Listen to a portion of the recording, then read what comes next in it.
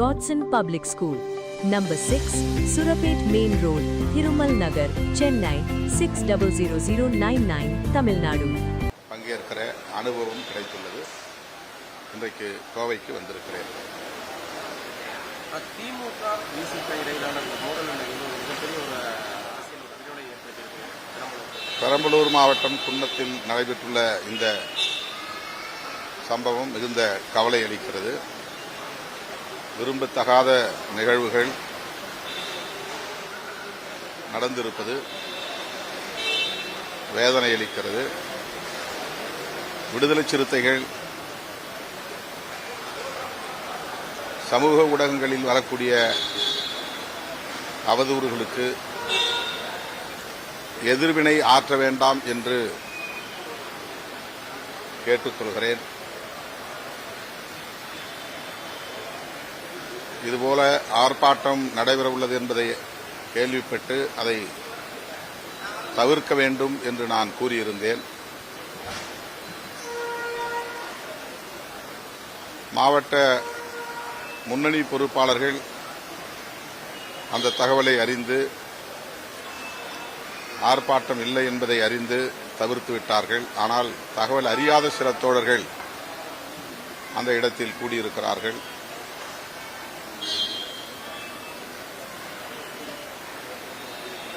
திமுகவை சார்ந்தவர்களும் அங்கே கூடியிருக்கிறார்கள். இதனால் விரும்பத்தகாத நிகழ்வுகள் நடந்துள்ளன. இனி அவ்வாறு நடப்பதற்கு இயக்கத் தோழர்கள் யாரும் இடம் கொடுத்துவிடக் கூடாது என்று வேண்டுகோள் விடுக்கிறேன்.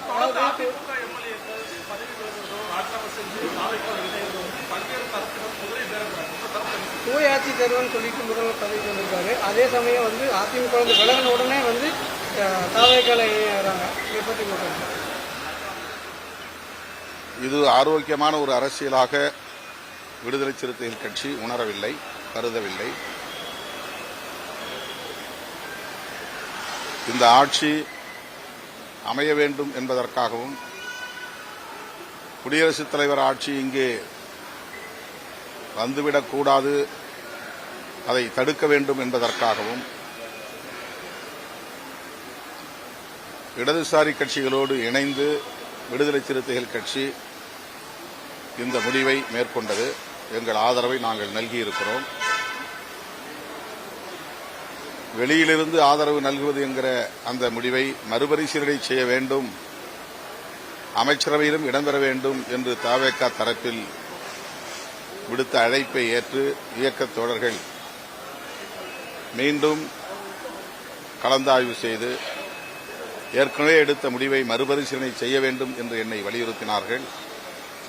அதன் அடிப்படையில் நாங்கள் இன்றைக்கு அமைச்சரவையிலும் இடம்பெற்றிருக்கிறோம். இந்த நிலையில் தவேக தலைவருக்கு, முன்னணி பொறுப்பாளர்களுக்கு விடுதலை சிறுத்தைகள் கட்சி விடுக்கிற வேண்டுகோள், எந்த சூழலிலும் உங்கள் ஆட்சி கவிழ்வதற்கு நாங்கள் இடம் கொடுக்க மாட்டோம். அந்த நம்பிக்கையோடு நீங்கள் ஆட்சியை திறம்பட செய்ய வேண்டும்.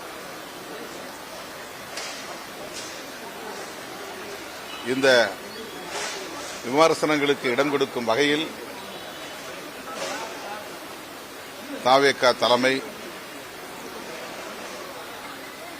செயல்படக்கூடாது என்பது எங்கள் விருப்பம்.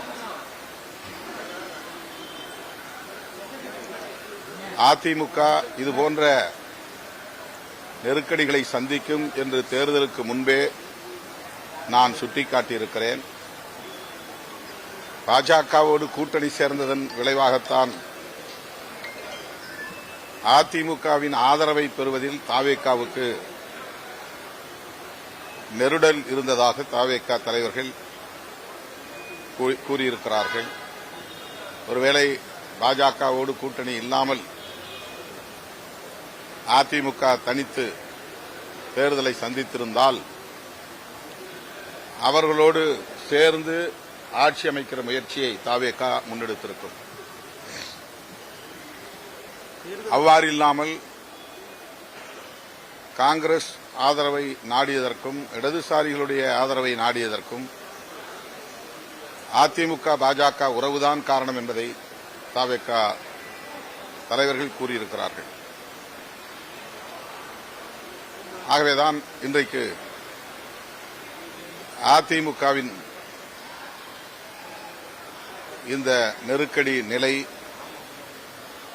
அதிமுக இத்தகைய நெருக்கடி நிலையை சந்திக்கிற சூழல் உருவாகியிருப்பதாக நான் கருதுகிறேன். இது ஒருபுறம் இருந்தாலும் தவேக தலைமை இதுபோன்ற நடவடிக்கைகளுக்கு ஊக்கமளிக்க கூடாது என்பது என்னுடைய வேண்டுகோள். யார் சட்டமன்ற உறுப்பினர் பதவியை ராஜினாமா செய்துவிட்டு வந்தாலும் அவர்களை கட்சியிலே இணைத்துக் கொள்வது என்பது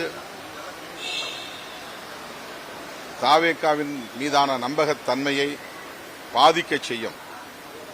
எனவே தவேக தலைமை இதில் கவனமாக இருக்க வேண்டும் என்பது என்னுடைய வேண்டுகோள். தவேக வந்து மெஜாரிட்டி இல்லாதனால எம்எல்ஏக்களை வந்து ரிசைன் பண்ணிட்டு தலித்துகளுக்கு நாங்க முக்கியத்துவம் கொடுக்குறோம் அப்படிங்கிற மாதிரி ஒரு சமூக வலைதளத்தில் தவேக வந்து ஒரு பரப்புரையை மேற்கொள்றாங்க. என்னது? அவர் வந்து தலித்துகளுக்கு வந்து 7 பேருக்கு நாங்கள் அமைச்சர் பதவி கொடுப்போம், இதான் முதல் முறை. அதனால தலித்துகளுக்கான அரசியல் நாங்கள் தான் கையில் எடுக்கிறோம் அப்படிங்கிற மாதிரி அவங்க சமூக வலைதளத்தில் வந்து பரப்புரை செஞ்சுட்டு தமிழ்நாட்டு அரசியலில் தலித்துகளுக்கு இவ்வளவு பேருக்கு அமைச்சரவை இடம் கொடுத்திருப்பது இது முதல் முறை. ஆனால் கர்நாடகாவில் ஏற்கனவே 6 பேர் 7 பேர் என்கிற அளவுக்கு அமைச்சரவையில் இடம்பெற்றிருக்கிறார்கள் என்பது ஒரு சான்றாக இருக்கிறது, எடுத்துக்காட்டாக இருக்கிறது. சில சட்டமன்ற உறுப்பினர்களுக்கு அமைச்சர் பதவி வழங்குவது என்பது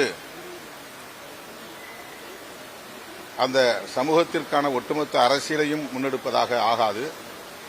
அந்த சமூகத்திற்குரிய அங்கீகாரம் அளிக்கப்பட்டிருக்கிறது என்கிற வகையில் மகிழ்ச்சி.